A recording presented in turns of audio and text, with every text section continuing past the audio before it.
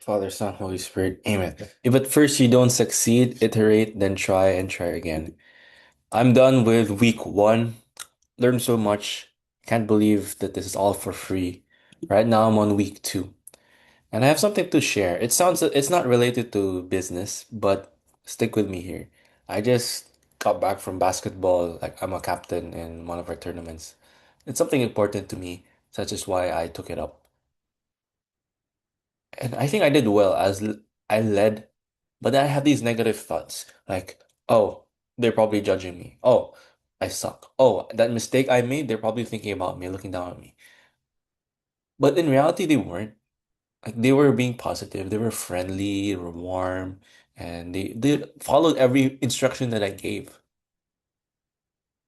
So I realized that I had this faulty information that created this false reality that I had, and that was the one that was holding me back. It wasn't my mistakes. It wasn't the times where I wasn't good enough. It was me thinking that I was not good enough that led to it. The self-sabotage that led to the reality that I had. So what I actually needed, what I realized was I needed critical information to make me realize that I'm not as what I think isn't exactly true. And that brings me to chapter 2.1. I haven't gone through it, but I realized that the reality that I had is not accurate. It's not based on what's objective. It's based on my own perception, on my own cognitive biases. The second thing I want to talk about is about iteration. I realized that while Charlie tells us to do specific things like 30 outreach a day and to watch everything, he doesn't go down and micromanage every single thing. And I realized that allows us to iterate. So he doesn't give us specifically how to find leads. And what I found was that that's good because the way to learn it is through doing it. Like I just discovered, it sounds sounds like I discovered something like innovative. It's not. Like I can just find one because I had a problem basically. And going back to module one, right? Problem that led to pain, and I want to go from a current situation to a desired situation. For me, my problem was it's hard to find like my niche. And I don't want to go I found that it's easier to go on my phone, but I hate having Instagram on my phone because it just ruins my mental health. So I faced that problem by realizing that I can just find the leads that I have. So I have like a bunch already. And I can just go to their following and then search my niche there, Christian coach or something like that. And it's there. Like I have so many people to message now. And I can just keep going and going. So I'm never gonna run out of leads. Another thing was I tracked my outreach like to the T in my first or second day.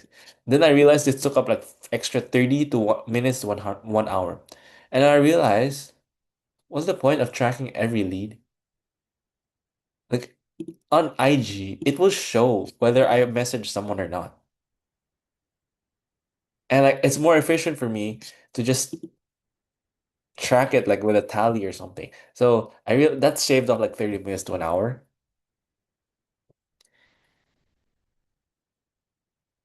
It just shows how important iteration is and just going through that feedback loop from like module 1.3 about just having positive feedback, finding the 20% of the bottleneck that will lead to the 80%. Because like when I was going through the 30 outreach, okay, I'm gonna be honest with you, I did not do 30 outreach today. Look, one outreach, one outreach, one outreach. Okay, I did one outreach today. Five. But then I realized, hey, I can just extend it to like 90 days. And then I realized, hey, why not I just focus on improving the system? Why not just stay in the game? So yes, I'm gonna be honest with you. I haven't been reaching 30 outreach a day, but I've been gaining so much data about how I work and improving upon that. Not to brag about that. Like I don't want to brag about not doing enough work. Yeah, that's about it. God bless you. So excited for week number two. Excited to keep iterating.